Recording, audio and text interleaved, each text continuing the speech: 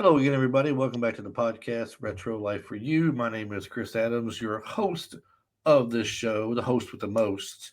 And the host with not quite the most is over to the other side of the screen here.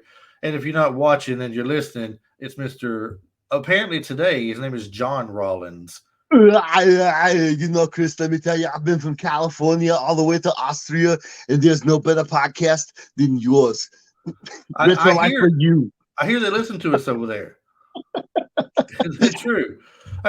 No So doubt. What's up, y'all? Hey, I'm back again. I told you I was going to be out here more. so Yeah, I had to is change my name to John Rollins because, we'll bring it up. We'll bring it Yeah, up. I mean, well, let's just go ahead and do it now. I mean, Let's do it. all the good superheroes have the name John in their name, right? Not In the superheroes, 80s, for but not sure. superheroes, but action stars.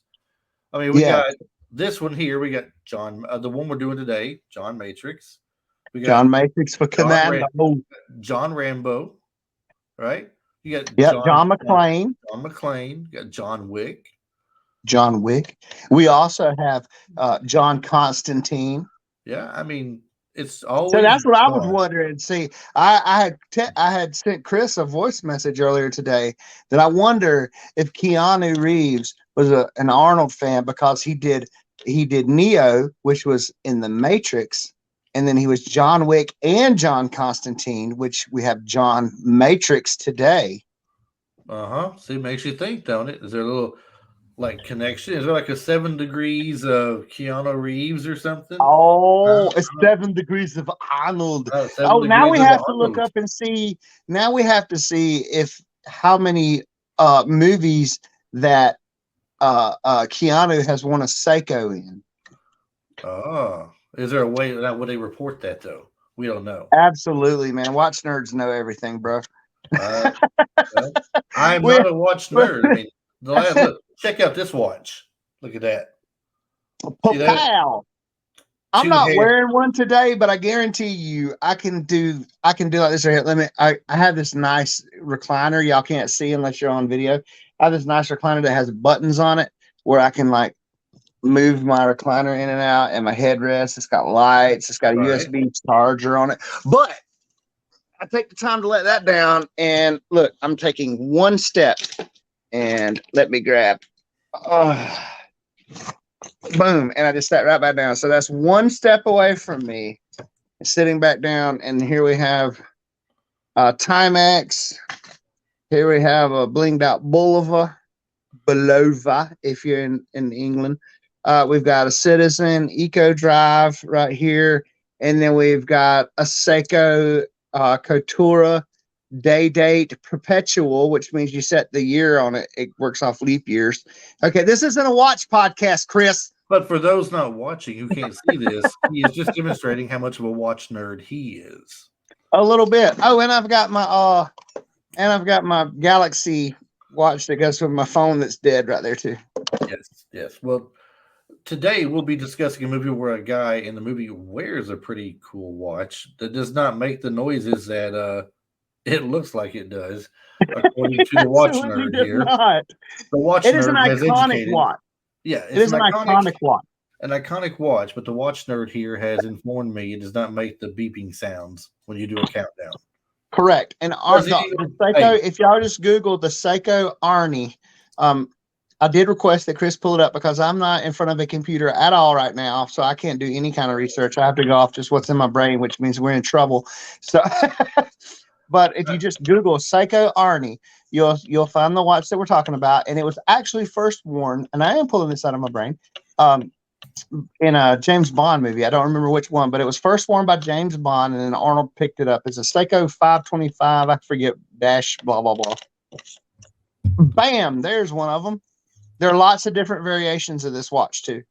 I mean, if you're watching the video later, you'll see this. The video, I'll put bits and pieces on YouTube. Maybe not the whole thing, but we'll see. Yeah. But yeah, here's you an idea. It's only $525. Everybody, come on, that's worth it, isn't it? I mean, I wouldn't lose it or step on it or sit on it or have a car run over it by accident or anything else. No, not me. When you really get into watch collecting, that's a cheap watch. So glad I am not a watch collector. I wish I was. I was a movie collector at one point. and this was one of my movies I had for sure. Oh my God, yes. Let's get to the movie. Now, this movie is on my Vudu account though, so I will say that I have a digital copy at least. And this movie, we always start off at this area. I'll go and start as usual. Release date October 4th, 1985. One of the two best years I think in the 80s for movies was 84 and 85. A lot of people say those are the two best years, hands down, for movies all together. I mean, like all the movies throughout the year that come out, not just the year that, say, Top Gun came out or the year the Goonies come out or whatever. Nothing like that. Although the Goonies, I think, was 84.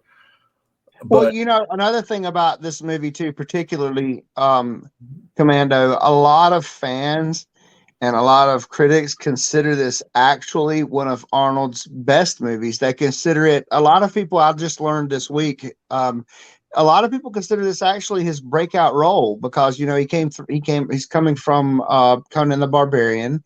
He's coming from Predator.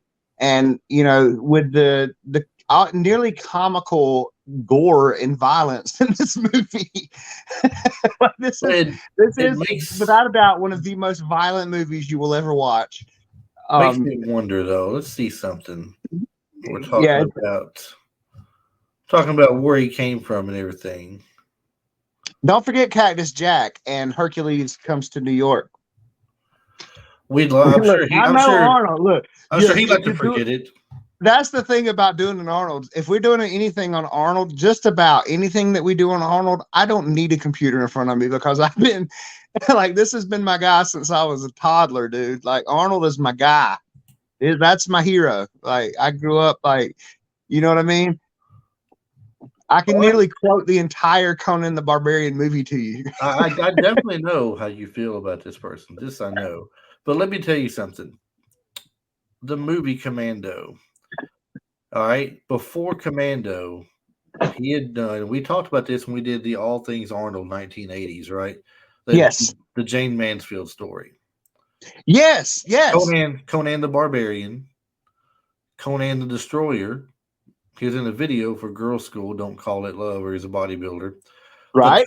The Terminator. I thought the Terminator was more of a breakout movie for him than Commando. But as popular as Terminator was, Commando seemed like it really validated him and set him on fire because Terminator was big for him, and then he took a step down to Red Sonja because he had to. He was obligated. And then we got Commando. Well, the thing about Commando was it gave him, so in Conan, the way that I interpret it, and I can see it too, being such a huge Arnold fan, in Conan the Barbarian and the Destroyer, he had a supporting cast, a strong supporting cast. Like, anything you do with James Earl Jones, I would consider that a strong supporting cast member. And, he was still it was more about his physique and his physicality than it was his acting. And then, you get the Predator. So Conan was a breakout thing. Wow, look at this humongous dude. And he's Mr. Olympia and everything. So then you get the Predator. So Predator's awesome. Then you get the Terminator. Well, he's kind of a side note, the Terminator. We don't view him that way because he's the Terminator. Right. But honestly, Sarah Connor was the main character technically in Terminator. So, this was kind of his first. Let me ask you a question. I mean to cut you off, but let me ask you a question. So you brought this up just then. I don't want to get off track and forget about it. You say Sarah Connor is the main character in Terminator. You're saying, but absolutely right. So you got three people who are your top three people. You got Sarah Connor. Yes. You got the guy that got sent back from the future. I forget his name in the movie. Huh? That's John, isn't it? No, John sends back this person, Michael Bean or Bain, however you say his name. Yeah, but wasn't that his father? That was John's dad, though, wasn't it? Ends up being his dad, yeah. Yeah. So his name may have been John too. I don't know. And then you got Schwarzenegger as the Terminator. So technically, all three top stars of the movie. I would say now. You think Sarah Connor is who's on the run to the whole thing? The other guy's protecting her. Would you say in order it would be her, Michael Bean's character, and then Arnold Schwarzenegger as far as who. Absolutely, absolutely. I would say that in that movie, the Terminator is the bad. He's the bad guy. He's the bad guy. So it's like a comparison between Darth Vader and Luke Skywalker. You know what I'm saying? Darth is everybody loves Darth Vader. Especially in this day and age, everybody's about the bad guys. But then the story was truly about Yoda and Ben Kenobi and Luke Skywalker, and Darth Vader was kind of a side note. He was the bad guy, which I feel that's kind of the same way in Terminator. If I analytically look at it, if I dissect it and really look at it, if I look at it as a fan, no way, Arnold's the star. But but I look at the story, then no, it's totally about Sarah Connor and John. I'm pretty sure it was John. Well, John Connor was the son's name. I cannot remember Michael Bihn's. It is Michael Biehn. Yeah, I can't remember his because he was Ringo Starr too, wasn't he? He was not, for the 18,000th time, Ringo Starr. He was not. God Ringo. dang it. Who was Ringo? Johnny Ringo. His name Why is did Johnny. I say Ringo Starr? Johnny Ringo. Why did I say Ringo Starr? I only do that on this podcast. That's the only time I do that. So I've got a Johnny Ringo hat. Michael Bihn's character was Kyle Reese. Kyle Reese. Thank you. And yes, Michael Biehn was Johnny Ringo. Yes. Why do I say Ringo Starr, dude? I live on a yellow submarine. And I'm sorry. You and one of my friends, I tell you, y'all are two of a kind. Okay, so to get back on subject here, back on Commando. Yes. I guess Commando would be his real breakout thing. He's a hero now. He's gone from being Conan, which was kind of it was kind of big for us. He's gone back from Red Sonja, the Terminator, where he's a bad guy, back to Commando, where he truly carries the movie. Now. Yeah. It's more about him. He's going to find his daughter. His daughter's been taken. Well, let's just start the beginning. He was a guy who led a very formidable crew in Special Forces. Everybody in his Special Force team suddenly at the beginning of the movie is being killed off randomly. They've been given new names, new locations, new lives, basically. But somebody has leaked the information somehow. These people are getting found and they're getting killed. The last one to get killed was the one that he had gotten booted from his unit, whose name was Bennett. And, you see him go out on a boat, and the boat explodes.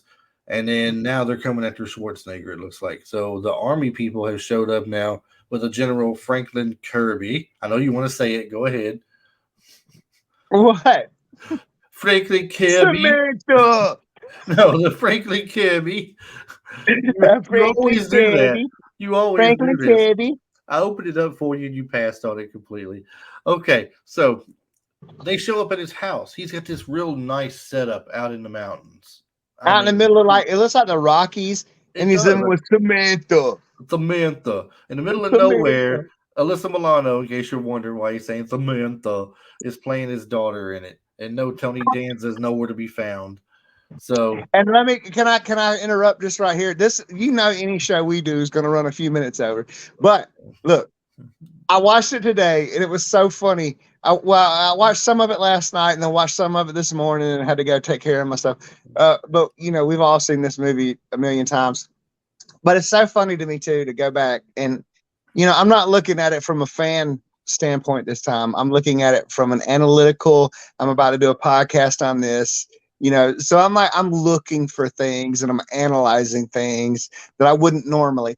And it's so funny to me that I can remember being in love with Alyssa because, we're just about the same age. So I can remember being in love, head over heels in love with Alyssa Milano as a kid. We all were. Absolutely, man. And she still got on these overalls with all these things dangling from them, the little gotcha stuff and the little bracelets and all. And what really was funny to me was she was dressed exactly like she would have been in Who's the Boss. That could have been an episode of Who's the Boss, so she went to visit her uncle. Could have been. Could have been. You never know, but definitely could have been. So what? It's out like you said in the mountains. Could be the Rockies or something. It's a real nice log cabin looking deal, set up, and he's got everything I guess he could want. He's got this shed out there with a giant gun safe in it, packed full of weapons. Right. I mean, and just a little setup too before this too. It goes through. It shows you some of his teammates being killed, like these guys on the back of the garbage truck, and they're like, "Oh man," because they showed up on the wrong day. Yeah. So he goes running to take his I thought you trash missed out. me. I thought I was gonna miss you. I thought you were gonna miss me. He said. Yeah, we won't. Don't worry, we won't. And then the Still, Uzi come out. still full of So, lead. but what I love about this movie too is the buildup, the part that you're talking about. So while Chris is describing this home, and it is a dream home for sure. Oh yeah. They've got like the infinity pool off the back and everything. But what's hilarious to me is like, you see all these guys getting killed throughout the first, 10, 15 minutes of the movie. And then all of a sudden you see this chainsaw blade walking through the woods. Well, you just see a chainsaw blade. Oh yeah. That was that was almost my background. Yeah, right. Almost. And then it like pans out, and you see Arnold Schwarzenegger all oiled up and glistening with all his muscles, toting a whole ass tree through the forest. He's just toting a whole tree. Somebody had to take that tree back. Okay. Oh my God. Look, and then they're getting ice cream and playing in the pool. It's silly but cute, Yeah, good father-daughter time in there. He's put his work in by getting his firewood for the month, it looks like. Yeah, and this is like 2 minutes of your movie too. We don't have all this hour-long setup like we do these days. This is 80s action. This is good literally stuff. If you include the buildup of his people, of his team getting killed off, we're literally at the 6 or 7 minute mark. Yeah, that's 80s action, baby. We get to the point. All the way up to him carrying this big log on his left shoulder and a chainsaw on the right hand. And then you see him and her feeding a deer, eating ice cream together in the closest local town, playing in the pool. They're inside eating lunch. She makes some sandwiches for him. And to give you an idea of how they are together, he's looking at their little heart thing she makes them on the refrigerator. He's like, "Oh, I love you too," and yeah. He picks up her little magazine. She's looking at with music stuff in it. He goes, "It took me like a Teen Beat. What was it? Tiger Beat. It was called Tiger Beat. My cousin had it. Right, but that's not the one he had though. This was like that ain't the same one. So, and it took me several times of watching the movie when I was younger before it finally hit me what he was saying, because it's Arnold and his accent's kind of thick sometimes. And what he's saying is why don't they just get it over with and call him Girl George and take away all the confusion? And he's talking about Boy George. Call him Girl George. And she's like, "That's so old, Dad."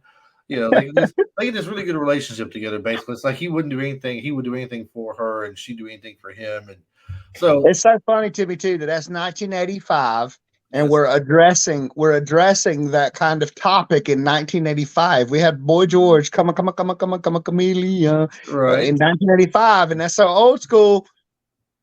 But anyway, and then Arnold, he really did want to hurt him. It sounds like. Do you really want to hurt me? Yeah. So we got them talking. All of a sudden, he perks up and looks out the window like he can hear something or see something. And before you know it, a helicopter is circling around. And it's General Kirby coming down there. And he's coming out to basically warn him about how his crew's getting killed off, and he's afraid he's next. And so Arnold gets upset, says, "We was going to make a normal life here. This is supposed to be good for us." And he said, "Don't worry. We'll make sure we get to them before they even get close to you." He's going to go talk to some people, right? In the meantime, he's leaving 2 people behind with him. He says, "Are they good?" And he says, "Yeah, they're great, but they're nowhere near as good as what you were." So he says, "Okay." So when he flies off, it's like no time when he flies off. You got to wonder in movie time how they followed him up there without being seen and got where they were. That's about to bring me there in no time. That's about to bring me to something too of subtleties from our 80s, 70s, 80s, 90s movies that we don't recognize, things that we don't understand, what they were telling us that are actually very true. Continue, and I'll bust back in about that. What? About how the things that they showed us. I say, so you were talking about the people that followed them up, and the 2 guys that were left there. There was a moment. Okay, so just to pick up where Chris just left off. So it's nearly as soon as the helicopter gets out of sight, Arnold like perks up and notices again, like a deer. What's that? He grabs what's Alyssa's name? It's I want to say it's Sarah, but it's not, because we're talking about Sarah Connor. But he grabs. I don't know if they gave her name or not. And let's see, her name in the movie is Jenny. Said a million times. Jenny. So he grabs Jenny. He runs in the door. A dude pops up out of the bushes and starts clapping everybody. The 2 other guys. Well, the one guy falls into the door. All right. And he's wounded. He's shot in the shoulder. And Arnold asks him, he tells Jenny to get to her room. He said, I need to get to the awesome, crazy, awesome gun shed that Chris mentioned earlier. He said, I need to get to my rifle. So you're like, your rifle? And he opens up this entire arsenal. It's so awesome. But anyway, he asked the guy how he's doing. He said, I'm fine. I'll make it. And he said, remember, you're downwind. He said, what, you think I can smell them? And he was like, I did. Yeah. So if you were, say, that makes me want to bring up a point, though. If you are accustomed to and living in an area, I was just talking with my neighbors about this. If I go, I live about 10 minutes away from the Blue Ridge Mountains, and I'm about 3 hours away from the ocean. And we talk about how the ocean air clears up your sinuses. Mm-hmm. The mountains do that for me. So even when I'm at the ocean, if I'm on the beach, then sure, the salt water clears up my sinuses. But as soon as I hit Highway 11 here in South Carolina, as soon as I hit the other side and I leave civilization and I get into these mountains, it can be full bloom. The mountain laurels, the lilies, the orchids that we have that grow out here, pine trees, anything. It can be all full bloom, and my sinuses will clear up after a few hours out in this area. And I go camping a lot. 3 or 4 days, dude, my sinuses are gone. I can smell great. I can breathe great. Everything. It's an elevation. The elevation and the mountain air both. I mean, it does. Yeah, absolutely. And so if you're in this environment and somebody comes out, they got some BO, they got some cologne or anything, pay attention to your surroundings. I do that. I was raised by a Green Beret and 82nd Airborne Ranger. So there's things, I didn't serve in the military, but like I said, I was raised by those two individuals. And, you know, it sounds funny. I'm not a gun nut or anything. It sounds funny, but anytime I move into a new house, I move often.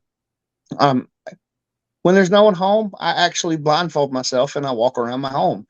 I can turn off every single light in my home, and I promise you, I can walk around my entire home. I can walk around my yard, and I can go to my neighbor's home across the street. We're like family now. I can go to their home across the street, walk up their stairs, and around their house, inside of their house, blindfolded, because I count steps. I know where things, you know what I'm saying? Things like that it's real stuff. So someone who's been trained like that, and you live in that environment, if you pay attention to your surroundings, you really can smell someone who was standing, 10 yards away. Yeah, you're going to. And what you talked about, that's kind of like the equivalent to people who go blind or have problems with their eyes to where they can't see. It's like, what do you call it, glaucoma or something on their eyes. It's really heavy. Right, yeah, cataracts, glaucoma. Cataracts. I have pigmentary dysplasia right now. I have pigmentary dysplasia syndrome, which means the color in my eyes is rolling around and going in through and clogging up how my eye juice flows and stuff. But it's going to contribute to me going blind if I live to get old. My grandmother had cataracts so bad that she learned to know where she was in her house, her apartment, no problem. Like you said, lights, door, bedroom, how many steps away it was. Same for the couch, coffee table. She didn't ever walk into anything. Now you get her to my house, it was a little bit different. She had to put her hands out. It goes back to, we look at this as 80s cheese. We call it 80s cheese, and we love 80s cheese. But at the same time, when I think about it truly, being raised the way I was raised by the people whom I was raised by, the very first thing, and I do it unconsciously, the very first thing I do, my wife says, Travis and vulnerability don't go together. The very first thing I do when I walk into any room is assess the nearest, most efficient weapon, and I assess the exit points. You know what I'm saying? Like, when you're trained this way, and John Matrix in this movie is supposed to be a highly trained individual. When this is pumped into your brain and it becomes second nature to you, things like this really happen. Yeah. And back to the thing of how they got there so quickly. It seemed like not only were they there quickly, they were there long enough that when he took off out of his living room to go to his shed, they already had time to get in the house, snatch his daughter, kill the other guy who was supposed to be really good, take all the distributor, all the plug wires off his plugs and distributor cap, take all these off into a bunch and everything else, and take off and leave before he gets there.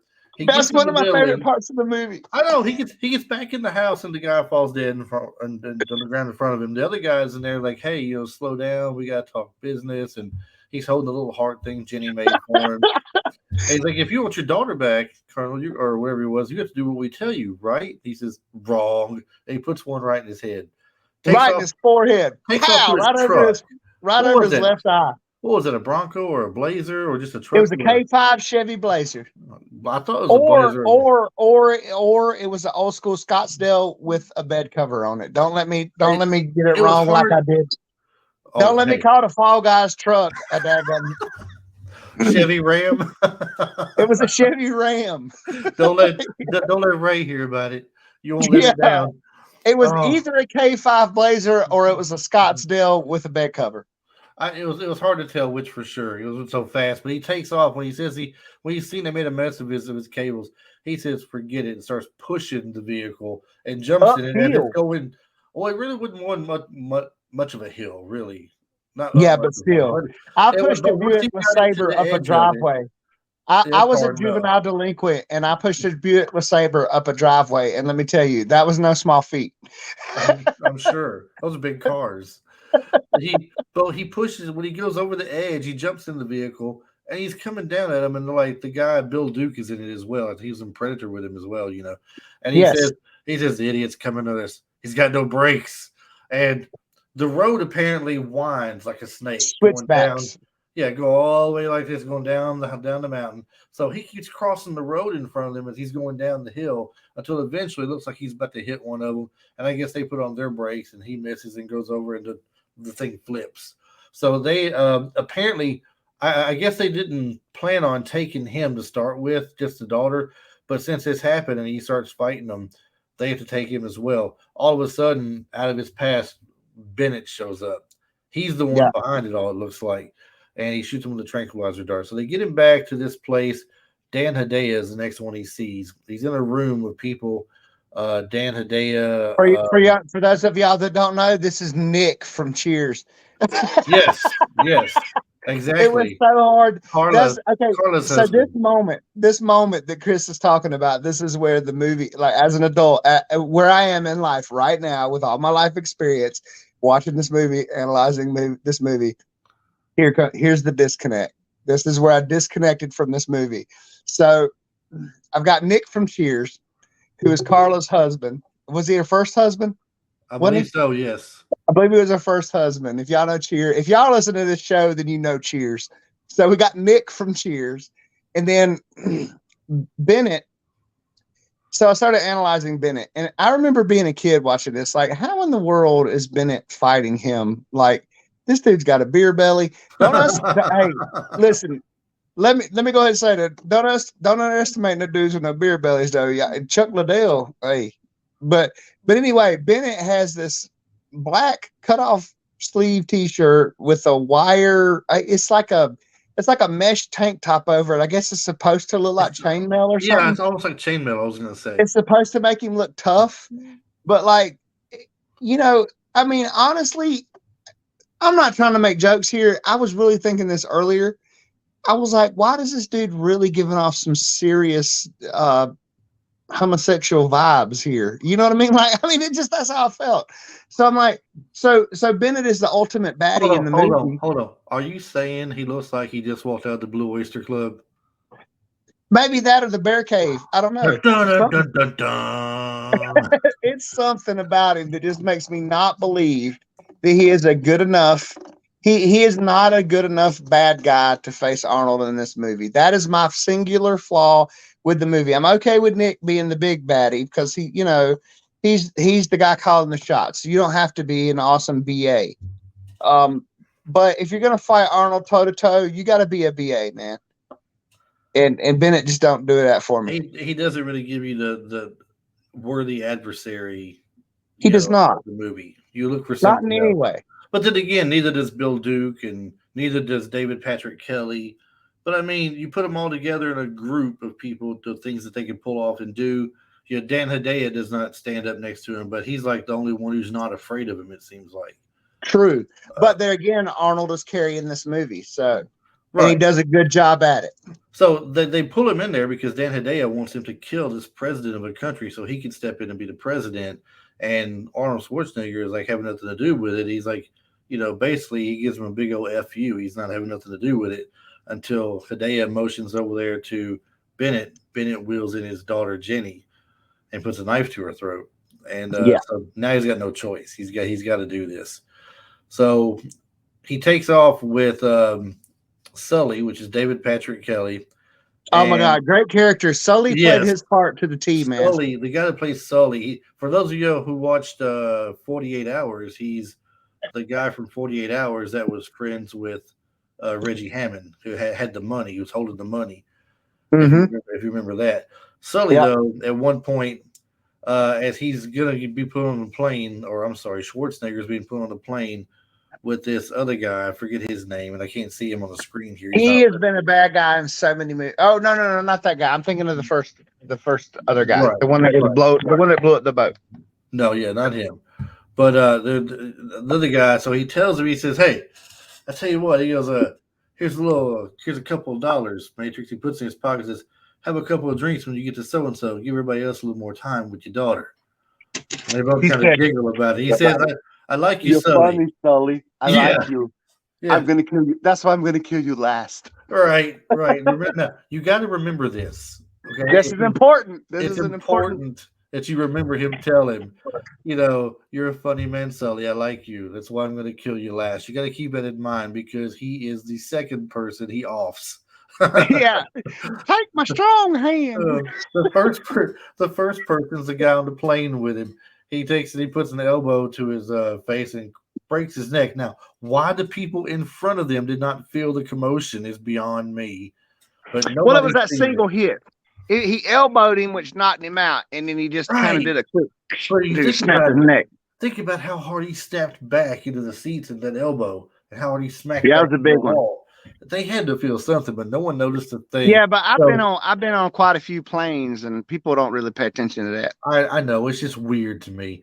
So the stewardess comes back, and he's already got a blanket on him and a pillow behind his head and his hat over his face. He says, "Do me a friend. Do me a favor. Don't disturb my friend. He's dead tired." This movie, this movie probably has more one-liners in it than all of Schwarzenegger's. Oh my God! And before he got on the plane, he looked at Bennett and said, "I'll be back." Yes, he did. He did. That's a little throwback to some Terminator. I'll be back. So we got him on the plane. He gets off the plane by crawling down. He's walking as it's taking off, and the stewardess is like, Sir, you can't be up." He's like, "I'm air sick." Just not even the air yet. So he goes back to where he can get back in the cargo area where the wheels have let down. He's crawled out onto a wheel and he's up. Something if you guys, to interrupt real quick, we already said this is going to go over, but to interrupt real quick, look, when y'all notice when he first opens up the door to the cargo area, there's a Doberman Pinscher who's barking right in his face and he jumps back.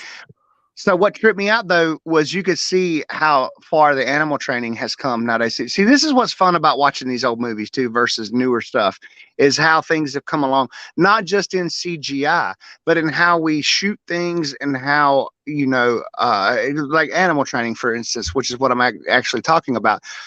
As he walks by that crate, that Doberman never stops looking straight ahead. It doesn't follow him like a normal dog would. It keeps barking at the door. So it's like whatever's in front of that dog to keep him to his cue, his trainer cue to keep him barking in that direction. That dog is trained in on that area and barking right there. Yes. I just thought that was something that stood out to me. Yes. And he fall. I don't know how many feet he's in the air he's at when he's on the wheel out there, but he sees some watery area with high grass in it, high weeds, and he drops off to land in a swampy area there. Now I don't know if that would have cushioned him enough to really not keep him from getting hurt, but we are in the movies. We understand this. It's all for entertainment. He takes off running back across the airfield. I forget now once he's in there. Oh. I guess he sees Sully getting into the car, and that's when he goes to Radon Chong, and enter Radon Chong in the picture. All right, she plays the role of Cindy. She's a stewardess herself, and Sully has taken a liking to her already. He's hit on her several times. So Arnold And Radon Chong, for anyone who doesn't know, Radon Chong is actually Tommy Chong from Cheech and Chong fame's daughter. right. And she is in the new remake, which I need to start watching. I haven't watched it. I love Anne Rice is probably my fourth favorite author. The new remake of Interview with a Vampire series, Radon Chong is in 4 episodes as I forgot her name and I can't look it up right now. But she's in 4 episodes of that, and she has been working consistently every year. It's almost like she does a paycheck movie or TV series or something. That woman has been working for it's pretty impressive, her body of work. Yeah, the only other movie, well, I mean, I'm sure she's got a lot. The only other movie I ever seen her in was Principal with James Belushi and Lou Gossett Jr. Yeah, I can't think of one off the top of my head. I just looked her up on IMDb. Yeah, she's worked nearly every single year since the 70s, really. Yeah.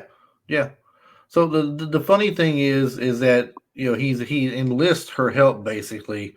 He rips out her car seat in the passenger seat and tosses it aside so he can sit in there more comfortably. Right, that was awesome. And tells her to follow that guy. He needs her to follow that guy. He's got his daughter and all this other stuff and everything. And she said, "I knew you were going to say that."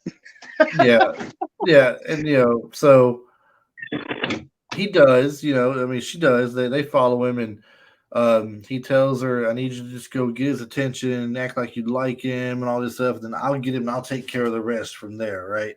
I'll do it. I'll take care of everything."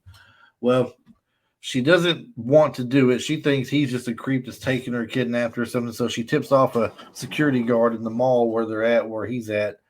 And the cops... Which obviously is no problem for Arnie. Right. And the security guards on the radio cracks me up. We can't say what he says on the show, but he's like, he needs some help. Suspect is standing on her by the elevator. He's 6 foot, whatever, green shirt. And Arnold's what? He's my height. Isn't in real life Arnold isn't but like 5'10", 5'9", 5'11". He's not 6 foot tall. He's like my height. Let's see how tall, because now you got me wondering. No, Arnold is short, dude. I remember that being a big joke. I know Stallone is short. Arnold's 6'2". Oh, is he really? Yeah, 6'2", weighs in. He was like 5'11". Dude, 6'2", weighs in 235. Okay, that's a big dude. Oh, I'm sorry. 235 pounds. And then it says, he don't scare me. I don't know what that means with that. Anyway, 6'2". Okay. He don't scare me. He'll leave, but don't worry, he'll be back. So Sully ends up seeing him out there where he's fighting the security guards, and she realizes now she's messed up and done wrong because of the way he's acting. He tries to get to Sully best he can. He's in a phone booth trying to call and tip off the bad guys. He yanks the phone booth he's in out of the wall and flips it over his shoulders like a fireman carry flip onto the other side of the ground. Fights off more guards. Takes off, still chasing Sully. Swings from like Tarzan from a vine from a long balloon hanging from a ceiling. No way that holds his weight as he's swinging across. It was just, I'm right. It was an aired up balloon going all the way across. He tears it in half or something. Yeah, but we are talking about Turbo Man. We're talking about Turbo Man. But this is way before Turbo Man was considered to be a Turbo Man. And so, bottom line, he ends up chasing him on the road in the car chase. He's got Radon Chong's car again. She runs out the front of the building and cuts him off, and she goes, you wait, you can't leave without me. How dare you leave without me? And you did this and you did that, and blah, blah. Are you even going to tell me what's going on? He's like, No. So they chase him down. They finally get to Sully. The conversation he has with him. He's holding him by one hand. But the car chase, though. Wait a minute. We're skipping the car chase, bro. Yeah, well, I know. It's like he hits him with a car a couple of times. The car chase was nice, though. I feel like for the time, like the car chase was on par with some Bond car chasing. It was a great car chase, no doubt. I mean, it was a good car chase. Yeah, it was, and to the point where he knocked him over on his side, and then he rammed her car into a telephone pole. Right, it was a Porsche. And it was very funny in the movie because it's like this one part with the Porsche with let's see here where'd it go? The yellow Porsche is damaged in the side collision with the red convertible, but when Right. Matrix flips it back upright and drives off in it, the side's Yeah, completely undamaged. I Nothing can't happened wait till to we it. do Smokey and the Bandit. I got so many car bloopers for you on that one. Right. It's like nothing had happened to this at all. Yeah. But he's got Sully and he's holding him over this cliff. Now, in the movie, you can so obviously see a wire holding him up in the background. Right. That He's wasn't asking him taken where care Cook of very is. well. Yeah, he's asking where Coke is. He's like, oh, he asked him where Jenny was. He's like, I don't know, but Coke knows. He'll tell you. He's like, but he won't. He says, Yeah. why not? He says, because I already know. And he dangles the keys at him. Yeah, He yeah, says- yeah, and yeah. he's like, hey, Sully, do you remember when I told you I promised I'd kill you last? Wait. We're skipping a part though. We're skipping one hilarious part to me. Where he tells him it's his So, weak arm. yes, we all know how big Arnold is, right? Yeah, And yeah. he's like, you better tell me, hey Sully, this is my weak arm. Yeah. This is my- I'm holding this you with is- my little hand. this is right. And he's like, do you remember when I promised I said I would kill you last? He says, that's right, Matrix. That's right. You did. He goes, That's right. lied. I lied. I lied. But what's best on it, what really tops it off, is he goes back to the car and the girl, she's all about business now, right? She's Right. calling people. Well, she's okay, calling people, so- but listen. She's calling people by first name, like she's known them for years. Right. What'd you do with Sully? John. I let him go. Yeah. What'd you do to Sully? Yeah, all right, exactly. Like she's known Sully the murderer for years. Right. But First name basis. what you're leading up to though is great too, because we left out the fact that so in the convertible they hit a telephone pole and like crunched the whole front end of the telephone pole. Like the whole front end of the red car is, I mean, just scrunched around this telephone pole. It's a convertible. There's no chair in the seat that Arnold was in. Him and Radon Chong are both just fine, 100%, just okay.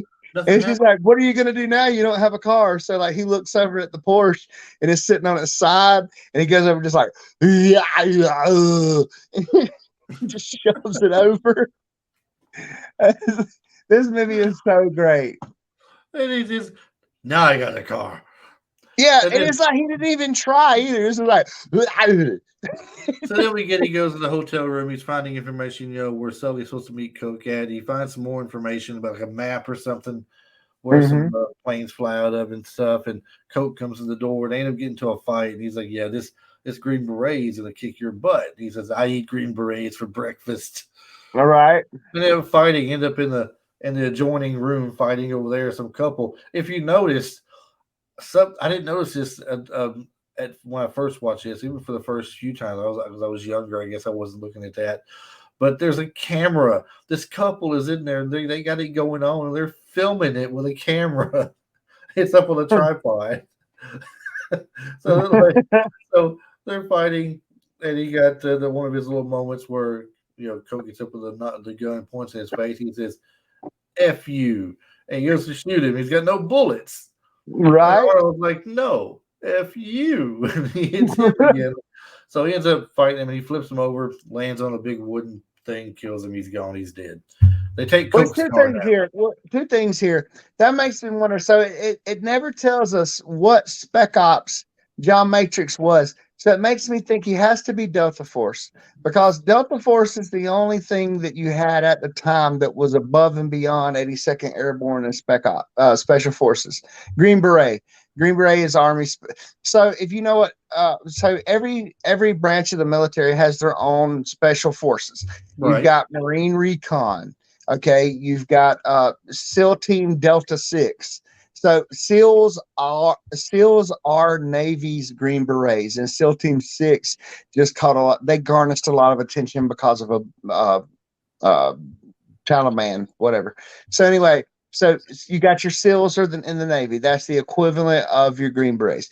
You've got the Marine Recon. That's your equivalent of the Green Berets. You've got your Air Force Commandos, equivalent of the Green Berets. And then you have Army, who has Green Berets, Delta Force, and 82nd Airborne, who are all three extremely elite in different ways, but extremely elite. So it makes me wonder that. But on to the second point, my man comes driving up in the blue car, in the blue caddy, which we skip past this. When he goes into the dealership in the beginning of the movie, he's like, I like Cadillacs. He's like, yeah. And he cranks it up in the deal inside the showroom now in the building. And he's like, yeah, feel that power? And he's like, you know what I like most about this car? He's like, what? He said, the price. And he like threw it in reverse. And like my dude jumped in front of him, like, you can't drive that in here. He just drove the car through the plate glass window, everything, right out of the dealership. And that was the guy. Well, that was one of the team members from Matrix he killed off that way. Yeah. So then they go and they of course this is a different Cadillac though. Yeah, absolutely. So, but anyway, they ended up taking his Cadillac to a place where the map had told them they were trying to get. Well, I'm jumping ahead of myself here. First, they got to go and get it. He said we have to go shopping, so they go to a Army surplus store or something, right? Mm-hmm. He's getting knives, he's getting boots, he's getting vests, he's got pants, he's got bullets, he's got shotguns, he's got pistols, he's got quite a few things. Then he goes and he knows right where to go and hits a button for the good stuff behind the counter, right? The door opens, the wall turns and opens in. There's like an Army surplus in there. There's rocket launchers, there's AKs, there's M16s, there's I don't know what all there is in there. I mean, I don't know grenades. That's where he got the four piece, like the missile launcher with the four piece. It's not just a grenade or rocket launcher, like it's a straight up 4-piece missile launcher, like you would use in daggum Call of Duty. Yes. So he gets all these things, and he sends her out to the car with it to load it up in the car. He's getting more stuff before he can get to the door. The cops pull him over, right? So she's like, "What am I going to do now? I got to get him out of there." So she pulls up by the he's in a paddy wagon too. They put him in a paddy wagon. Definitely in the paddy wagon. And he's telling them, if you'll just contact General Franklin Kirby, he'll explain everything. He goes, Kirby, I think we ran him in last week. Dr. Franklin Kirby. So she pulls up by him, she's looking up at him, and she's smiling. He's like, not bad. He goes, I think she likes me, and they take off, and she stands up with that rocket launcher. And like, the guy that's in the passenger seat, the guy that's in the passenger seat, like, I don't know, he reminds me of so many famous people, but he's not, you know what I'm saying?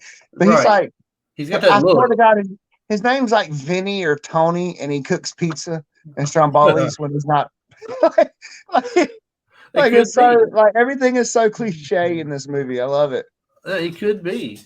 I don't know where where I've seen him at before, though, but I'm sure you've seen people that look like him, though, in many other things, and that talk like him, absolutely, and act like him. So they look in the rearview mirror like, what is she doing? She's standing up because I think she wants me. And then she fires the rocket launcher, but she's got it turned backwards, and she blows up the building behind her. You know what? He looks like it. You know what it is? It's Joe Pesci's nephew. That's Joe Pesci's nephew. Is that what it looks like to you? Speaking of, look, listen, you make that notice right there. Somebody making little comments about the movie in the trivia facts said Vernon Wells described his look as Freddie Mercury on steroids. You're picturing it now, aren't you? Yeah, no doubt. That's crazy. It's so crazy. Actually, while I'm on this page, I didn't know this. Schwarzenegger and Radon Chong shot a love scene, but it was deemed unconvincing and it was dropped from the movie. Well, that's funny because I remember this movie when I was a child on VHS, seeing Radon Chong kind of naked. I mean, I'm not trying to be weird here. I'm just saying, like, I remember that distinctly. I mean, it stands out, right? Yeah. Mark Lester really wanted Arnold Schwarzenegger to dangle David Patrick Kelly over the edge without any help. Arnold said, "Are you crazy?" So they used a crane to hang Sully off the cliff. I can see that because while he was strong, that the way he was holding him, dude, the way that use your delts and your lats. And to dangle someone even of that size, Sully wasn't a big guy. No. And, we're talking Mr. Olympia here. But to hold someone straight out like that by one ankle, Right. yeah, that's not safe, bro. No, it's not safe at all. Even if it's Arnold, even if it was Brock Lesnar, you know what I'm saying? Like, it don't matter who it is. That's not a good look. No, it is Because not. those are muscles that, you know what I mean, you're using your trapezius muscles, which is the ones that go from your neck to your shoulder. You're using your deltoids, which are your shoulder muscle, and your lats, which are your back muscle. So all of that stuff, while they train that hard to get that good look, those muscles, you know what I mean? That's And all these muscles he just listed, everybody, I lost a long time ago. Now I've got in its place this thing called fat, and hey. it is holding the muscle area in place in case they ever want to come back, though. There you go. But it's So, fun to get it though. So yeah. let's go to radon. Let's go to radon shooting the daggum rocket launcher backwards and blowing up a pawn shop or something. Right. So she finally flips it back around. They're like, and when she flips it back around, they figured it out real quick. Oh no. And she shoots it. Well, when she shoots it, they're apparently not as far away from her as it looked like to begin with. I guess it's true. Objects in the mirror do look further away. Than they appear. So they're closer than they appear. Yeah. So so she shoots it and it lands perfectly under the thing and blows up and flips it over on the side. She goes and gets him out. They take off. They go to the place where the plane is supposed to be. When they go in, how is it? How is it just I don't know. I'm sorry I keep interrupting. But how is it he crawls out? Like, it looked like it hit the tire, but then like he crawls out a hole in the bottom of the truck. Like, he doesn't crawl out the door. It's like he crawls out the bottom. Well, the missile went under the van and exploded. So I guess it blew a hole in the bottom of the van. Yeah. Yeah. Well, that makes sense. Yeah. That's best I can figure on that one. So, but anyway, they go ahead and she gets him. They get back in the car and they go someplace where they've got amphibious. They got planes, and they sneak in and they see this one map where it's going to a certain place, and I guess he recognizes the coordinates or something. He's known this place before or something like that. And she has actually been getting her pilot's license, so she's going to fly this plane. As it turns out, it's one of the amphibious planes. And she says, "It's not a plane; it's like a boat on wheels." He's like, "Well, get in and start paddling. We got to go." So these people come up. Of course, they've been spotted. So we start getting machine gun fire again, and he ultimately ends up taking them out, but not before. He goes into the plane because the plane won't start and smacks the console a couple of times. It says "Fly or die," and there it goes. I love this movie, dude. So Chris was talking about. I forgot exactly the conversation that we had a couple of days ago, but I told Chris I responded to Chris in a voicemail, and I told him I said, dude, I think it's just Commando's your favorite. Yeah. But like, after watching it, I forgot. I forgot, because there are works that he's done that overshadow it for me. But I forgot how truly awesome this movie really is. This movie is awesome. It really is it's a classic, dude. This movie is legendary, 100%. I just had this conversation with somebody earlier. I did a different podcast earlier, and it'll be out before this one, so you'll already know about it. It's Red Dawn. I talked about Red Dawn with somebody, and I said, there's some movies that... Which I'm so sad I was busy and didn't get to I couldn't help it. You got busy and couldn't get there. You would have enjoyed it. I would love to have done Red Dawn. Red Dawn's great. The remake with Chris Hemsworth was good, too, if y'all haven't seen it. I mean, it was all right, but it did not top the original by no means. It didn't touch the original. We brought that up quite a few times, but I'll try to work out something where I get you and him on at the same time one day. He's good to talk with and everything. So, but I brought it up and I said only certain movies from the 80s will I rewatch hundreds of times, and I do it because of the story along with it. I mean, you just don't want to watch a movie because they blow stuff up all day. You want something. So there's a good story behind this. He's retired. His team got killed. Someone comes and get him, steals his daughter. They want him to do something. He doesn't. He has to go rescue his daughter. All this, keep in mind, takes place in an 11-hour window. Right. Well, let me rephrase it. No. from the time the plane was supposed to land, and the other guy was supposed to call the big bad back, Nick from Cheers. But from the time he that leaves the plane, it was an 11-hour flight. Yes, by the time he leaves the plane, that's supposed to be all in an 11-hour window. There was a few hours beforehand where they called him and took him and all that good stuff. That's where the Seiko, when they zoomed in on it, was going.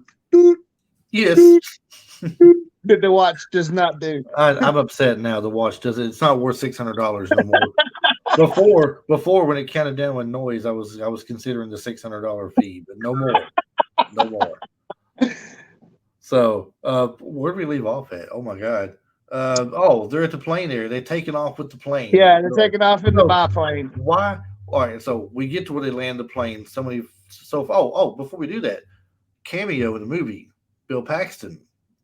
Before he got big, he's got a small role in this movie where he's the guy who is telling them to they must first acknowledge. Wait a minute.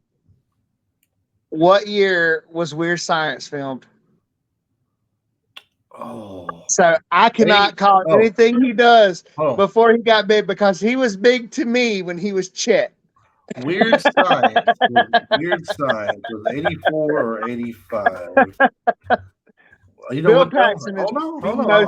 I'm gonna find out now. Bill Paxton is on my top 5 list of most underrated actors of all time. All right, check this out. Weird Science was 1985. This movie is 1985. Let's see. Well, we got to find the month. Yeah, let's see which one came first. You think this was Life or Death, wouldn't you? But, it is, man. This is Retro Life for you, bro. We have to know. We bring the answers. We bring the science. Weird Science. All right, it's down here. Don't make us wear bras on our heads. And hook electrodes up to a Barbie doll. All right, you win. Yeah. He was big as Chet before he was in Commando. So we'll call it a cameo. We'll just call it a cameo. Beautiful.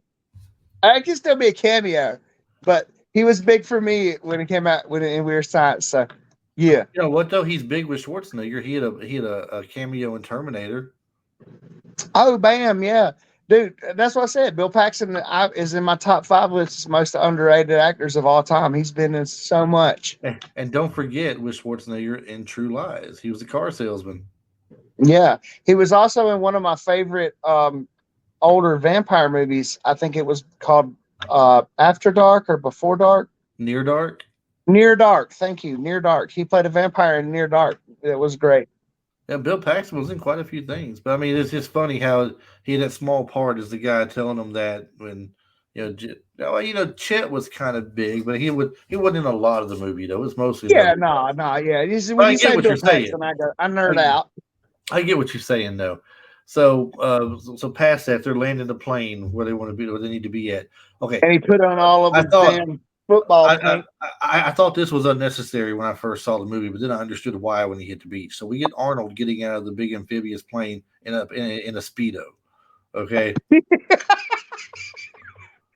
get this big muscular looking guy, big broad shoulders, giant arms, legs all bulging out, and he's got this little tiny Speedo. He looked like Arnold Smurf, but he wasn't blue. Yeah. Because they get all this little white diaper they got on, is all they wear, And here he is with this one little dark Speedo on. So I'm way more chill than you, dog. What are you wearing? What am I wearing? Kimono, dog. Kimono, dog. Look at here. No hair. Makes me more aerodynamic when I fight. Is that it? That's why he shaves his underarms. Oh, we can't have Travis on much anymore. I tell you, he's gotten out of control, people.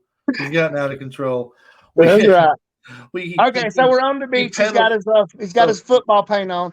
Yeah, Super Bowl. But hold on. You can't go that far yet. He my bad. He paddles up to the beach, and this scene right here, this scene is what makes John Matrix better than John Rambo 8 days a week. Okay.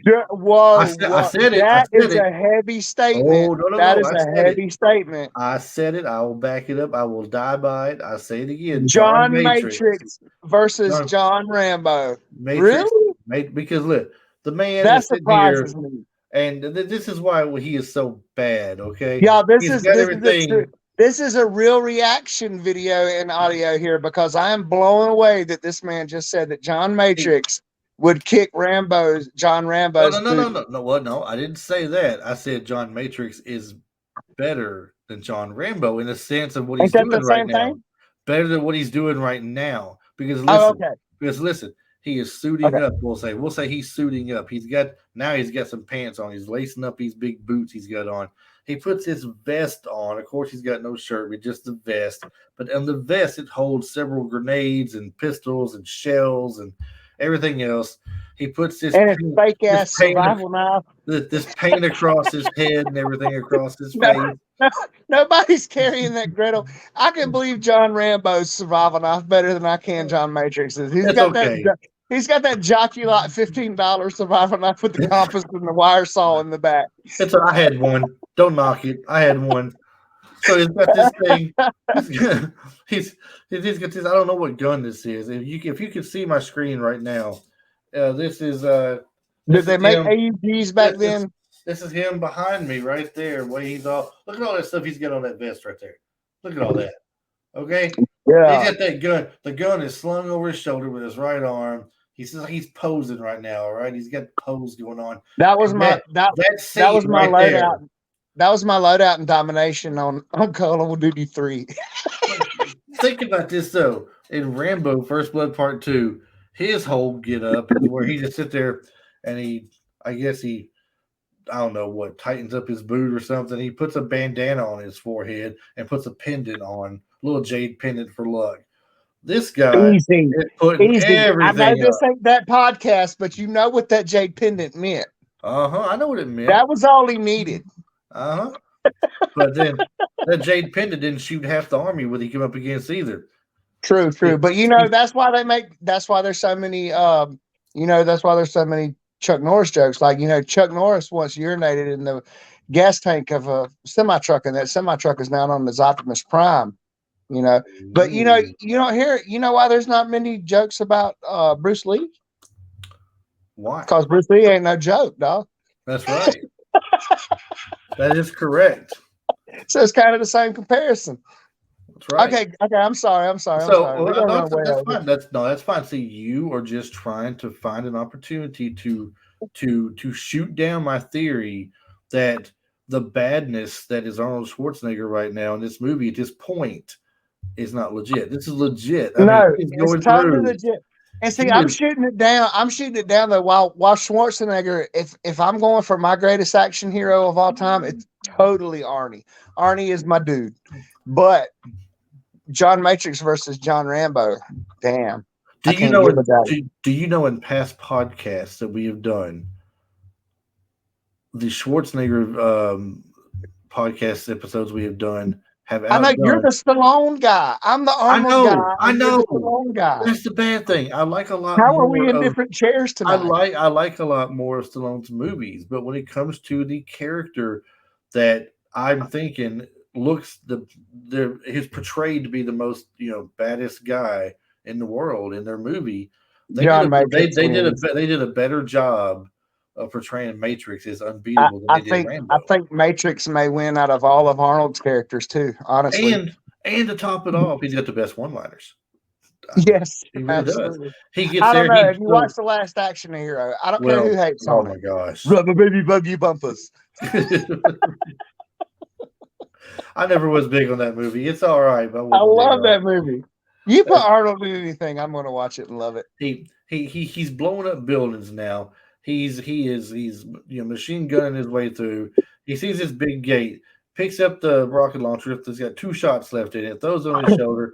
Here's a Jeep behind him. Turns around, shoots the Jeep, blows it up. Turns back around, blows his way through the big giant door. How did he blow up 3 or 4 buildings though? When did he? It never showed him setting the C4. Yes, or anything. It did. He was going around setting these little little devices up against the buildings. At one point, the guy comes up behind him and he's like, he whistles at him and says, "Hey there," or something like that. And he hits a button and shoots a knife or something out of it and kills him. Cuts another guy's throat as he's setting it. We're into the point of the movie that I fell asleep or had to wake up and leave and didn't review fully. Yeah, so that's what he did there. So now all this is happening, and this is where he tells Radon Chong. She says, "How do I know when to start calling the command out?" He says, "Don't do it until I've begun everything." She says, "How will I know?" He's like, because all hell's going to break loose. That's right. Like exactly what he said, but it's close enough. And so as soon as she sees those buildings blowing up, I guess she's on the radio. But that's also the same time that Bennett is on the way to kill Jenny. They find out that he wasn't on the plane, and he looks up and he just looks up and goes with this big grin on his face, like he can't wait. Like, welcome back, John. Glad you can make it. That's another thing about Bennett that kills me. He doesn't even do sadistic well. No. Like that Bennett for me, honest to God, I can even handle. Like I said, I can handle Nick being the ultimate baddie, but Bennett is the total disconnect for me in this movie. Yeah, he doesn't convince me in anything he does. No, and then Schwarzenegger at this point is making his way. He's not stopping. He's just running straight ahead. Oh yeah. I'm just gonna bypass the part where he's in that little shed. A grenade is sent him flying, and he went to a shed to recover for a second. Of course, he makes it back out with a little creativity, we'll say, and he makes his way to the mansion finally, where he knows Jenny's probably being held. That's where Dan Hedaya's character is at. She had escaped from the room they had her in. She got the doorknob off and pried some of the wood off one of the windows. They boarded up her windows, and she's taken off running. And so Bennett takes off after her. He sees where she goes. She had just gotten out of the window, and Schwarzenegger has come into the house, and Bennett's now gone, so he can't fight him just yet. But Dan Hedaya and some of his henchmen are there, and he ends up fighting them for a little bit. What he does to Hedaya, he unloads 4 shots from the shotgun on him. Yeah, that brings me to another point. I got lots of points on this one. Let's see. This brings me to point number 97. Right. That brings me to point number 742. Is it not amazing how Arnold, in every action movie I've ever seen, Arnold is the king at this. Now, I don't care if he grabs a gun off of a helicopter, an M16, whatever that thing is in the picture. Dude, this dude, like you can kind of see his muscles bouncing, but this dude is a human tripod for projectile weaponry. Like he does not, dude, he's so locked in and just like, I know they're shooting blanks, but at the same time, they're still shooting 125 gram blanks. That's a kickback, bro. And he's like holding this stuff one-handed, fully extended, just, and he's barely moving. It's like, okay, I understand this is 7-time. Yeah, because Lee Haney broke his record. Yeah, his 7-time Mr. Olympia. But good grief. This is like, that is, I don't know how many of y'all out here shot guns, but dude, and the Mossberg that the pump that you're talking about him shooting, I believe it's a Mossberg. Dude, I don't care if you put low brass bird shot in that. That's got some kick, bro. And he's like, it doesn't phase him. Mm-mm. Even if it's blanks. That amazes me about him in these movies. Like his stature is unbelievable. And you see at one point when he's exchanging gunfire with Dan Hedaya, he's got an M16 in his right hand, he's got a pistol in the left hand, standing behind this statue going left or right, like what's he going to shoot? Then he just unloads the M16 with his right hand only, all the way down this glass doors, trailing him, trying to shoot him. But yeah, for those of y'all that don't think that's impressive, go ahead and go buy some blank shots. Buy the lightest brass you can buy. Well, just Google it. You'll understand what it means. Buy the lightest loads you can buy, load them into one of these weapons, and fire it. And you will understand how impressive this is. Absolutely. Well, we're pretty much at the end. The movie at this point. He finds where Jenny is. He hears her voice. She hears him. Bennett jumps out and grabs her before she knows it, and as Schwarzenegger's coming around the corner, he catches a bullet in the arm. And this is where it starts to get good between the two of him and Bennett. Right. So, they're in the basement or something, right? And Jenny's like, Daddy, yeah, they're like this basement of some sort. There's a boiler room down there, too. Yeah. For some reason, whatever they're doing. And she's like, so after he shoots him, he's like, John, how's your arm, John? Go ahead and stick your head out, John, and I'll make it quick. He goes, oh, why don't you come over here? He says, yeah, I'll pass. I know what's waiting for me if I get over there, basically. So he steps out in the most awesome way and pulls the knife out. And it's got the knife in front of him. He's like, what are you doing, Bennett? He goes, you don't want to shoot me. You don't want to hurt the girl. You don't want to shoot me. You want to put the knife in me. He goes, you want to see the life going from my eyes. Have one arm, Bennett. I only have one arm. You can beat me. And then he tells him, what does he tell him? What does he tell him there at the end of the little come on? He says, come on. Right. I don't know. He said, throw away something. But I remember him saying, I only have one arm. You can beat me. Right. But he tells him he's got the knife up there in front of him, still twisting the knife, letting the light reflect off of it, like he's trying to mesmerize him with it. And he goes, don't deprive yourself of some pleasure, Bennett. He goes, come on, let's party. He's talking, He's talking about something about the feeling when you turn the knife or something. Yeah, he's like, you want to put the knife in me. He says, you want to feel it as you see the life drain from my eyes. Yeah. And he's like, come on, Bennett, let's party. He says, don't deprive yourself of some fun. Come on, Bennett. Let's party. You don't need the girl, Bennett. Let's party. See, now that's another thing too. Like he started talking to Bennett like, okay, so see, this is to me, like, even though this is 80s cheese and the writers probably weren't this deep on it, he even said he stops addressing or referring to Jenny as his daughter or his love or whatever, you know what I'm saying? Like he said, you don't need the girl. You know what I mean? It's like she's just the girl now. Like, come on, fight me. You don't need the girl.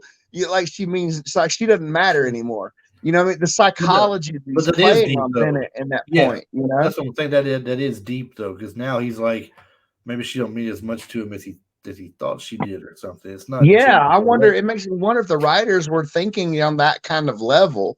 Could be. It could be. It's a very good point because that makes you think at that point is like she's just a girl. Let her go. You don't need a girl. It's not like he's being serious saying, please let Jenny go. Let my Jenny go. Or let my daughter go. Or, you know what I mean? It's almost like, and in the movie, it seems like, too, it's like, even when Bennett lets Jenny go, he really he doesn't say anything to her. He kind of, as I remember it, he doesn't even kind of give her a second glance. He just goes straight in on Bennett. So it's like kind of like a thing where it's like, and that's hearkening. That's levels, man. It's levels to stuff that you can get to analytical on. That's hearkening back to that soldier training, that machine training that our military puts into people like that. That my daughter's safe now, but I still have to take care of you. So he doesn't even give Jenny, that I remember, he doesn't even give Jenny a second glance. Jenny takes off running, and he goes straight in on Bennett, like just honed in, laser focus. Right, and they're fighting with the knife. There's levels to the psychology here, even though it's an 80s cheese action movie. Mm-hmm. Yeah.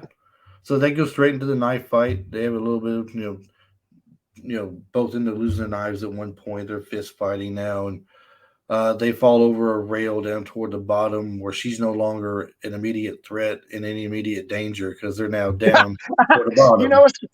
What's funny to me? The pot-belly dude with no muscles. I mean, he's a big guy, okay? But the pot-belly dude, Bennett, with no muscles is telling John, who's absolutely ripped, like, you're getting old, John. You're getting old. You lost a step, John. What in the world, man? John. Like, this dude is ripped. Like, he's talking about, you're getting old, John. You're getting old. You're a dead man, John. Oh, my God. So then he goes and lays into him. Well, what gets me at this point is Arnold is shot after shot after shot after shot, knocks him into a high voltage thing where you think this is going to be it. This is it. The Bennett is into the high voltage. He's screaming bloody murder. Electricity's coursing through his body. Then he pops off of it, and he starts. This is where he's like, "You're getting old, John." Boom, boom. I'm enjoying this, John. And he's more, and he goes, "You're a dead man, John." So when then Matrix unloads on him and sends him flying, and now Bennett, he's bleeding from the nose pretty bad, and he's hurting, and he lands right next to the gun, and he picks up the gun. He says, "I'm not going to shoot you between the eyes. I'm going to shoot you between the balls." Before he can do it, if you're watching the video, you can see my little ticker going across the bottom here. The biggest one-liner of the movie: Schwarzenegger yanks a pipe off the wall and slings it and throws it like a spear. One of the best death scenes ever. Right through his chest, and steam is coming out the back end. And all he says is, "Let out some steam, Bennett." Yeah. But that was one of the best. That was one of the best death scenes to me too, though, ever. Yeah. Like this pipe has still got all the steam blowing up. Yes. But it's got a hold of it. And now we get father looking up at daughter, daughter looking down at father. They're both happy and grinning again. Things are all right in the world. He's carrying her in his left arm down the beach through the place where he killed everybody with a bloody some more mess. Psychology, bro. How did you just go through all of this as like I don't know, 85? So that makes Alyssa Milano 85. I was 5. So that makes Alyssa Milano maybe 3 or 4 years older than me. How old was she? 10? Like I don't know. Not even that old. Was she your age? Was she 10 or 11? When was she born, you mean? Yeah, 1985. So when was she born? Well, let me find out. I know I was born. You're 78, right? I was born in 73. Oh, 73. Oh, you got a few years on me. Yeah, I got a few years on you for sure. No, I was born in 80. Well, maybe you're closer to her age than me. Oh, I'm definitely closer to her age, I think. So are you saying? Well, maybe she's a cougar. Maybe she likes younger guys. Don't be no dream killer. So you're saying I stand a chance. All right. That's what I said. Maybe she likes younger guys. Maybe she's a cougar. Don't be no dream killer. Oh no, we don't. She wants nothing to do with you, sir. Oh yeah, she does. She likes. Damn, I was gonna say she likes bald head and beards, but look at us. Hey, that's me right there all day long. I guess we're rock paper scissors over Alyssa Milano. Actually, she was born in 72. Man, she is 1 year. She's about 6. She's 7 months older than me. Oh wow! No. She's 6 months older than me. Okay. December 19th of 72. I was born May of 73. That's awesome. Heck yeah. So see, she got more in common with me. So the movie ends. The host with the most. Don't forget. The host with the most. So the movie ends with Alyssa Milano being toted out, and like all the military's landed on the beach by now. Oh yeah. And she's being toted out, making everybody wish that Arnold that Jack Matrix was their dad. Just like John Matrix, sir. John Matrix. Did I say Jack? You did. I was thinking of Jack Skellington. I know Jack was nimble and Jack was quick, but he didn't check up over this stick. I was really thinking of Jack Skellington because, like, I would love Jack Skellington to be my dad. That's who I was thinking of, probably. No idea who you're talking about. Jack Skellington? You don't, dude? Have you never seen Nightmare Before Christmas? No. Oh my God! Everyone has to text type message like Chris Adams needs to see Nightmare Before Christmas. I know. How have you not seen this movie? I know it's a Tim Burton movie, but I didn't care for the look of the movie. It looked kind of the way it was made. I don't care for that kind of stuff. No one. That doesn't matter. Okay. Anyway, let's get past that part already. Wow. That could be another podcast for another day right there. Why Chris hasn't watched The Nightmare Before Christmas. Holy cow. That's a podcast. So the general wants him just to reform his unit again. All it takes is you coming back. And he's like, no chance. No, he's like, nope. No, this was the last time. And as he walks off, the music kicks in. Now, I love this song that ends the movie. I really do. It's called We Fight for Love. And I forget the name of the group that does it. But the song's called We Fight for Love. And so it's starting off, he goes, dun, dun, dun, dun, dun, dun, dun, Have you got it? You got it going on, don't you? Huh? There we go. Yeah. I can barely hear it, but still, Well, okay. it's I still can't cool. turn it up too much louder. But- It'll be like that one night when we were doing a podcast and I banged on the side of the wall and woke the entire house up. No, I thought somebody you was did trying not to hit come the. in the house. No, you didn't hit the side of the wall. You hit the air unit duct, Yes, that's what it was. and Yeah, that rambled all throughout the house. that, Uh, that was a pretty Okay, wild time. so a little trivia for you. The group that sing the song at the end of the movie, okay? One of the people who sings and then plays in that band is Michael Desbarnes. Do you know who that is? That name escapes me. I do not know who that is. I will concede that I have no clue who that is. Do you like the original MacGyver? Well, heck yeah. Well, no, you know what? As a kid, I didn't, but as an adult, I do enjoy it. Okay, so who was his mortal enemy in that show? No, I have no clue. Murdoch. Murdoch. Okay, that was to do with the patch on his. No, that I'm thinking of something else. The guy he was a trained assassin named Murdoch they tried to kill him like 4 or 5 times throughout the whole series. There was somebody named Murdoch with a patch on his eye. And on one episode, he may have had a patch in his eye. Was that Airwolf? Oh well, in Airwolf, there was someone with a patch over their eye for sure too. Yeah, I don't know what his name was though. My parents watched MacGyver a fair bit, but when it was on, I didn't get into it. I appreciate it these days, but back then, at my age, I hated MacGyver. It wasn't enough to me. It wasn't enough action at the time, just because of my age. Well, it was the guy that played his mortal enemy, Murdoch. Basically, he's in the, and he's also in. Do you remember? And he was the singer for this song. You're saying he was the singer? He's one of the singers, I think, and plays instruments. Do you remember Under Siege with Seagal? Absolutely. Do you remember the guy on the submarine who tells Gary Busey's character that they've done something and we can't submerge? Yes. That's him. Okay. That is him. Under Siege is one of my favorite movies from back then too. Absolutely. I love when Gary Busey has do I look like I need a psychological evaluation to you? And Tommy was like, no, not at all. No. Half dressed like a woman. In the scene, if y'all have listened, if y'all are still with us, if y'all have listened for, I know Chris has got to edit this thing, but if y'all have listened for an hour and 20 minutes or so, y'all have to go back. If you're watching this movie or you're going to watch this movie, you need to pay attention or go back and rewind. How in the hell does Arnold get so sweaty from the moment he gets from the moment he's in the car parking garage to the moment he goes in the mall? Like, he's completely dry. And then when he goes in the mall, it's like they took a gallon of baby oil and dumped it on his head. Did you notice that? Yes. Like what happened? Did they have the heat turned up in the elevator? That must be it. Do you remember I told you we were going to skip the part of the shed? It was like, okay, here come the muscle shots. Bring in the baby oil. Yes, that's why they do that. You know that. Wrestlers I know why they do it. Yeah, I know exactly why they do it. But it was just funny to me how it was like one moment this dude was like, it was like normal, and then like the next moment he's glistening and shiny all over.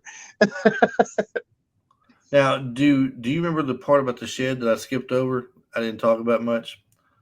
What? Well, I mean, I remember where he's hurt and he goes in and makes his way out of it at the end where he's blowing things up. Yeah. So during the scene of the shed, do you remember he cuts the one soldier's arm off? Yes. So it says he was originally supposed to hit the victim with it and say, "Need a hand." Yeah, need a hand. But they thought that was too macabre, so they didn't do it. Okay, so I have a question too. So when I rewatched this, I didn't get it. It's free somewhere right now, or it's coming to Hulu soon for free. So y'all can see it on Hulu for free if you have, well, not for free. If you pay for the subscription or whatever for Hulu, it will be coming to Hulu very soon. As of right now, I rented it on Amazon Prime for $2.99. But I rented the director's cut. Now the director's cut, is 92 minutes. Okay, And I believe the theatrical cut is like 80 something. Correct me if I'm wrong. I'm trying to figure out. I know there's a little bit more gore, or there's a few other little things that they, but there's such a small, it's only like a 2-minute difference. I'm wondering what is the difference in the director's cut versus the original. At 91. So the original was 91 minutes. And so it's 1 minute. The original is 91 minutes. The director's cut is 92 minutes. What 60 seconds of footage did I gain? I had no idea. No idea. Maybe it's the opening, because it seemed like, so when the opening, when we were talking about the chainsaw and everything, it seemed like they panned to the boots that he was wearing. So you saw his feet hit, you know what I mean? Like it did a chainsaw and then the boots, and then it kind of panned up through his body and then showed him carrying the tree. Right. I'm wondering, I don't remember that originally. Was that in the original cut? Yeah. Okay. Yeah, it was. So I'm wondering what 60 seconds I gained by this.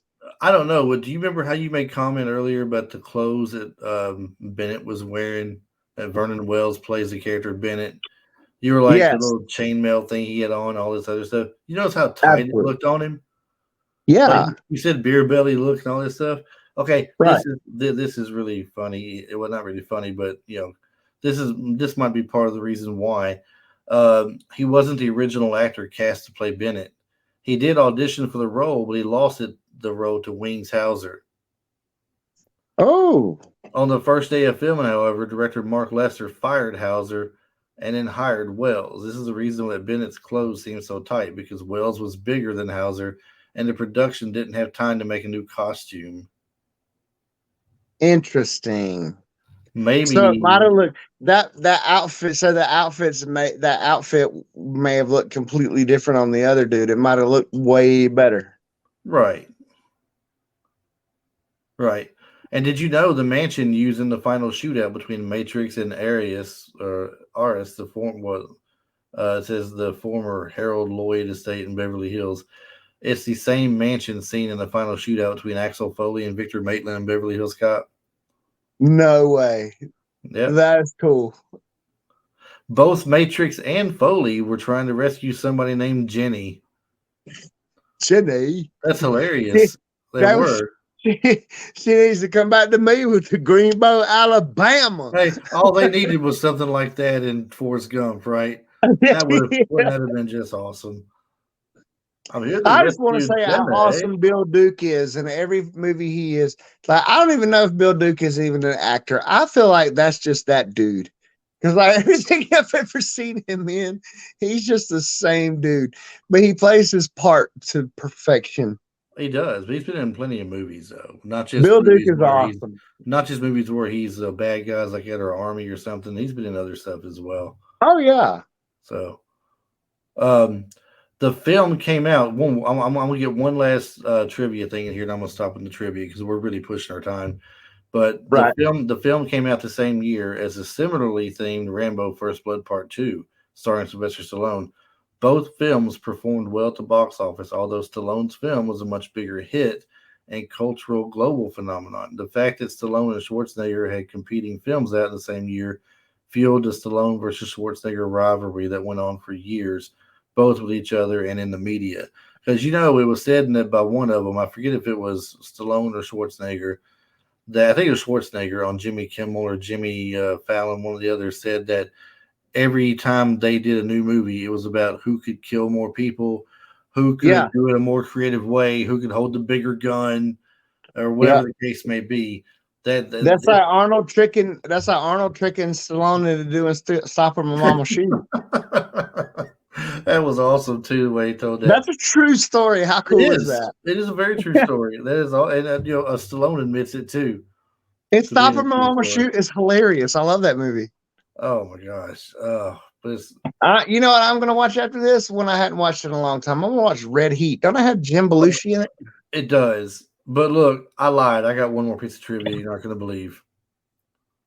This is the absolute last one. I'm going to stop. Okay. Schwarzenegger was not cast as was not the original choice for John Matrix. I'm gonna guess. Huh? I'm gonna guess. 85. You'll never guess it. I will guess it. They're gonna go for is it Off the Wall? You would not expect this person, but he's been in movies before that was good.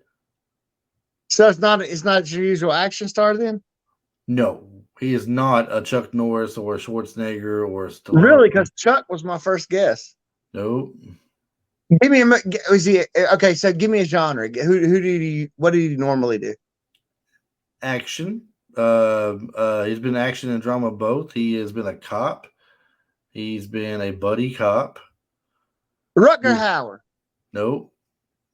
Jim Belushi. No.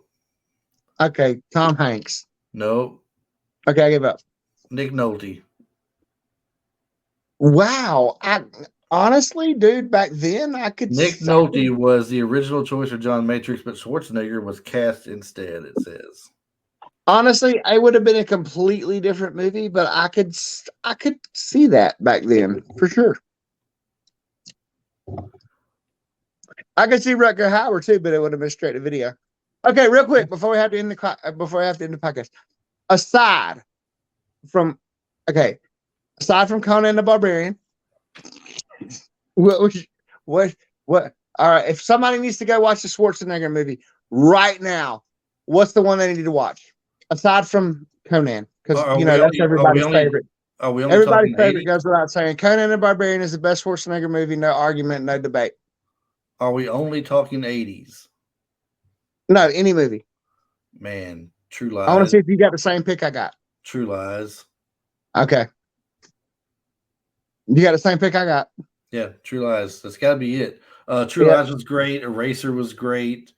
Collateral Damage was great. Collateral Damage was a great movie. And what was great about Collateral Damage is that he wasn't the regular Arnold. He wasn't right. He wasn't the super bad guy that could destroy an army. He's just an everyday husband looking to get his wife back. Dude, it's been, maybe within the last 5 years, since 2015, I know. Yeah, no, since 2011, because it's based on 2011.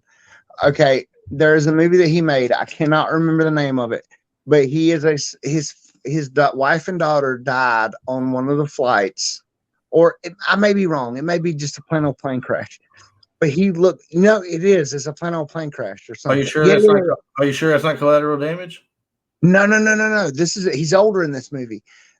His wife and daughter died in a plane crash, and he finds the pilot that was flying the plane, and all the man wants is an apology. Like, this movie is so incredible. I watched this last year. Okay. You know what I'm talking about then? Yeah.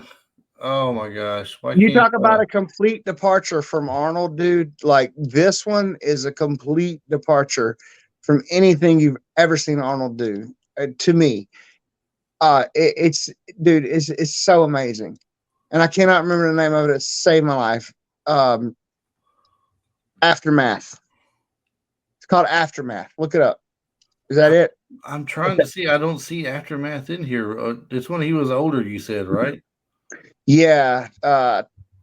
2017. He he's trying to get revenge on an air traffic controller. Is an air traffic controller, not the pilot. Yeah, there is. He made two planes crash together. He plays a character called Roman. Yes, that movie is incredible. And another departure is even though it's still kind of actiony, I've only seen it once, but Copland, Last Stand. Copland was Arnold. Last Stand is the sheriff of a town. Yeah, Last Stand. So Last Stand was great too. Yeah. And Copland is Sylvester Stallone, isn't it? Right, I think so. All right. So if y'all need to go watch one movie with Arnold in it right now, we both vote True Lies. True Lies. It's hands down True Lies. Got to be. Yeah. Well, I think that's a good way to end it then. We did good with that. We had a great time talking about Commando. It's such a fun movie. We probably could have, truthfully, the way me and you go, we could have talked another half hour on Commando easy. I guarantee it. But, I mean, it's such a fun movie. Really and truly, there ain't a movie Travis and I don't watch and we don't find fun and can talk about forever. Right. We're doing Running Man. In the Arnold series, we're doing Running Man next. I wanted to do Running Man tonight, but I did not want to do it because I just listened to an episode of a different show that did Running Man just the other day. So I didn't want to do that and put it out so close to when this particular show did their Okay, version of fine. it. We'll do a junior and twins combo. I am We're not gonna do touching, junior and twins combo because I'm not junior. touching Junior with a 10-foot pole. No, junior was awesome. No. No. But both movies have him and Danny DeVito. I am pulling rank on this one. No. You're not touching junior? We are not doing Junior. That Never. movie was so terrible. We'll do Stop or My Mom Will Shoot before we do Junior. What about Rhinestone? We'll do Rhinestone next. Oh, I can get away with Rhinestone a lot easier than I could Junior. Oh my god! Hey, Oh Junior. my Hey, God. you know what Junior is? That's the rhinestone for Arnold Schwarzenegger. For real. Seriously. It That's is. the one movie of his I honestly I didn't like. So that being said, I'm about to tell the people where they can find us at. Normally, All right. you can find Travis stuck at work because he's hardly ever here anymore. True But story. True story. other than that, you can I'm find the building pod- airplanes, y'all. I'm protecting the world. He's building airplanes. Let's give him some credit here. But I know the jump out of. That's right. But I can't even say it now. He's right. He builds airplanes for a living. Arnold Schwarzenegger does not jump out of them. Don't let him fool you. But he does. Not him. He does stay really Yeah. busy, unfortunately. He couldn't even fit in the F-16, I'm sure. I'm sure he couldn't. But what's that he's in True Lies? What's that plane he lands on and gets in? Oh no, that's probably those come out. That's a C-130. There you go. Well, C-130s are in a lot of movies. I don't know if that's a C-130 that you're talking about, but the C-130s, the Hercules. Just Google C-130 Hercules. They're incredible. The Ghost Rider. 2 of those planes would remodel the entire Atlanta. Like they would pick a city. 2 CJ or C-130 J series Ghost Rider that will remodel any town in the world. Wow. I don't know if that's what he was in or not, but he was in some kind of plane. He did fit in the cockpit of something, we'll say. So C-130s have been around for many years. The Ghost Rider is just the newest block. I'm sorry, I'm giving away too much information. they're gonna fire you. They're gonna be like, give away trade secrets. Dude, you can go so just real quick. I'm sorry, I know we're trying to get out of here, but look, there's an overlook at my place of employment to where you, Chris, or anyone listening, you can go to it. You can pull out your cell phone. You can take pictures of planes. You can zoom in. You can take video. Everything else. If I go out there on my lunch break and I take a picture, I'm in trouble. You're in trouble. Yeah, because I work there. So That's how it goes. yeah, it's crazy. That being said, we can be found on iTunes. We can be found on Spotify, the 2 main places that everybody listens to, podcasts at, I believe. But we're also on iHeartRadio, Amazon Music, Google Music. We can be found on Stitcher. We can be found on Podbean. I was told the other day. Quite a few places that practically anywhere you get your podcast, you will find us there. The only thing I ask you to do, and it's a huge thing you can do for us, is if you go into iTunes, if you listen to us on iTunes, leave a rating and a review. It takes just a few minutes. It don't have to be a big review, just a little one-liner saying, Not hey, even minutes. Not even minutes. No, not even. You can say, hey, love the show, or hated it, or whatever you want to do. I mean, leave us just a review on there, up to a 5-star rating, 5 stars preferably. The more that you do this for us, the more people that do it, the more it helps the show break into the rankings. So I'm really trying to break into the rankings and get us up there and build the following to the show. The show has grown so much in the last year, and I really appreciate that for the people. And that will constitute us getting better guests. That will constitute us getting better equipment. That will constitute us. I say us. You know what? I love Chris, and I started this thing with Chris, so it's always going to be us. But I'm supporting Chris because I'm a guest co-host these days. I'm not full time. So, but I still say us because I'm Retro Life for You fan for sure. But it will 100% help Chris elevate the podcast and continue to elevate the podcast as he has done over the past few years. Yes, because it is true what you're saying. The more popular of a show, the more likely a person is to come on and be Yes, on and it this. becomes worth it. It becomes worth it to the person who's doing it to invest more of their time and more of their own personal income and monetary gains toward this. Right. So I mean, it's just make sure the biggest thing you can do. Like people have asked me before, how can I support the podcast? Whether it be financially or just whatever, like word of mouth. The biggest thing that helps me is word of mouth because Absolutely. the more popular the show becomes, the more downloads per episode I start to get. The bigger in the rankings I become. Like Travis said, the more bigger guests will start coming on and stop. I don't have to reach out so much. Maybe even sponsors at some point, which And make a huge difference. Yeah, sponsors will make a huge difference, and I wouldn't be paying out of pocket for the hosting and everything and stuff. So that would make a huge difference. But the biggest thing is that word of mouth deal and those ratings and reviews. They help the most. If you want to do the other route, if you go to anchor.fm or if you go to my profile on Instagram, there's two different ways. Anchor.fm has something that says support the podcast. And basically, it's like going to YouTube when someone does a YouTube live and you're tipping them via YouTube and everything.